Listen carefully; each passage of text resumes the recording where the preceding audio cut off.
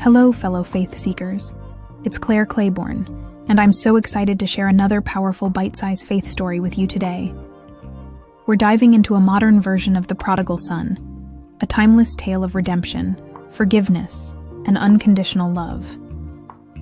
But today, we're putting a twist on it, set right here in the heart of a loving family.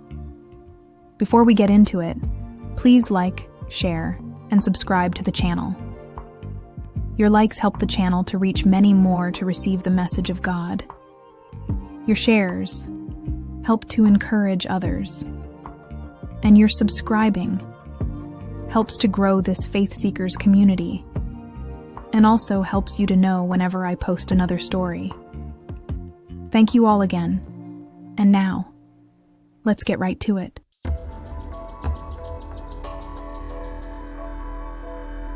Ethan Park has grown up in the family's successful restaurant business, one of the top Korean BBQ spots in LA.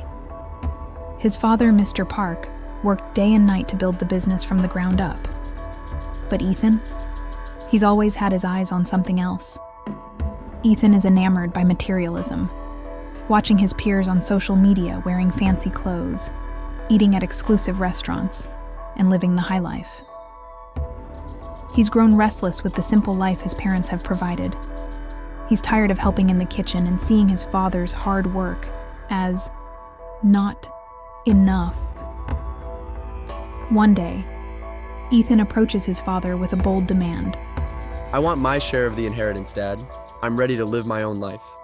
His father, though deeply hurt, agrees to let Ethan go, believing that sometimes you have to let someone find their own way, no matter how much it breaks your heart. Ethan heads straight for the city, ready to experience the life of luxury and freedom he's always dreamed of. With his inheritance in hand, he dives headfirst into the high life. Shopping sprees, fancy cars, and parties with the kind of people who live for the next expensive thrill. Ethan never knew he could have so many friends and they all just wanted to be around him. For a while, everything seems perfect. Ethan is living the dream. But soon, the dream starts to unravel. As the money runs out, so do his so-called friends. The expensive cars, the penthouse suite, the designer clothes, they all disappear. Isn't it funny how quickly people disappear when there is nothing that they can get from you? And now, Ethan finds himself alone, asking himself that question, with nothing but regret. Ethan hits rock bottom. With no money and nowhere to turn, he takes a job as a dishwasher in a dingy restaurant far from the glamorous life he once knew.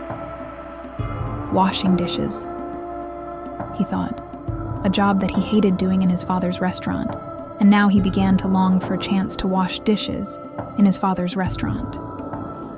He lives in a tiny apartment. At his father's house, his apartment is the size of his room closet. He is eating instant noodles, barely scraping by. At his father's house, there were warm meals of all sorts, and he wanted for nothing. The weight of his pride and his past choices hang over him, day after day. Each night, lying on a hard mattress, he thinks about his father, about the life he left behind. He remembers the warmth of the family meals, the love in his parents' eyes, and the peace he never appreciated. One night, with tears in his eyes, Ethan breaks down. He cries out to God for forgiveness and makes a decision. He's going to go home, not as the proud young man who left, but as someone who is broken and in need of forgiveness. Ethan returns to his family's home, nervous and unsure of what to expect. He imagines his father's anger, the disappointment in his mother's eyes, his brother's judgmental looks. As he walks down the familiar street toward the restaurant, he practices his apology over and over in his mind, making his steps smaller and smaller as he drew closer to the restaurant. Looking out the window of the restaurant, Mr. Park sees Ethan approaching, his heart crushed at the sight of his son's fragile frame and ruddy hair. He quickly dropped everything he was doing and ran towards the door. But before Ethan can even knock, the door swings open. And standing there is his father, Mr. Park, tears in his eyes and arms wide open. Without hesitation, his father embraces him, holding Ethan tightly. Ethan begins to apologize, his voice breaking with emotion. But his father silences him with a smile, whispering, "Welcome home, my son. I've been waiting for you." Mr. Park doesn't just forgive Ethan, he throws a celebration. The restaurant, once filled with customers, now fills with family and friends, rejoicing in Ethan's return. There is food, laughter, and music. Ethan, once lost in the city's emptiness, is now surrounded by love, warmth, and the family he had taken for granted. But not everyone is celebrating. Ethan's older brother, June, who had stayed behind to help run the family restaurant, feels hurt and bitter. He watches the festivities from a distance, arms crossed, his heart heavy with resentment. June had been loyal to his family, working hard day in and day out, while Ethan left to live a life of luxury. He can't understand why his father is celebrating the return of someone who abandoned them. Feeling overlooked, June confronts his father, saying, "I've worked here every day. I never left, never wasted a penny, yet you never threw a party for me." His father, heart full of compassion, responds gently, "Son, you are always with me, and everything I have is yours. But we had to celebrate because your brother was lost, and now he is found."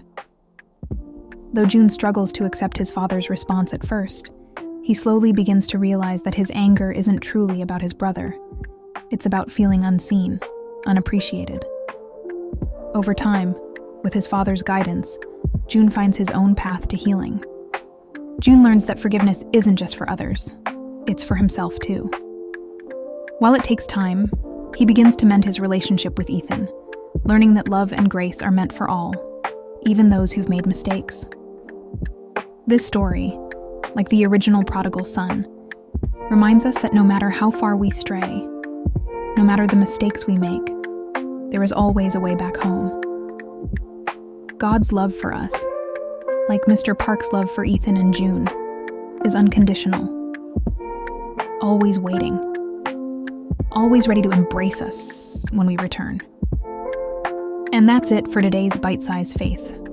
Remember, friends, no matter how lost you feel, there's always a way back to love, forgiveness, and home. If you found this story inspiring, don't forget to comment, like, and share the video, because you never know who might need a bite of faith.